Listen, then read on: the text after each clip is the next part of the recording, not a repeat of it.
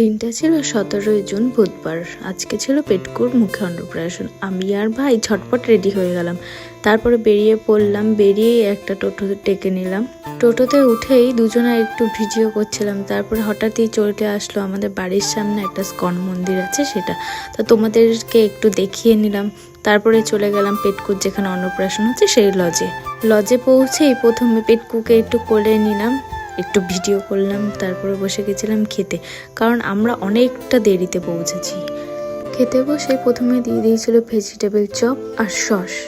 তারপরে চলে এসেছিল সাদা ভাত, সঙ্গে ভেজ ডাল আর ঝুরঝুরে আলু ভাজা। তারপর ছিল পটল চিংড়ি ও পোলাও সঙ্গে চিকেন। ওরা আরও অনেক কিছু ছিল, সেগুলো আমি আর ভিডিও তুলতে পারিনি। তারপরে দিয়ে দিয়েছিল আমাদের জন্য আইসক্রিম। তা আমি বসে বসে একটু আইসক্রিম খাচ্ছিলাম আর বাইরের দিকটা একটু তাকিয়ে দেখছিলাম।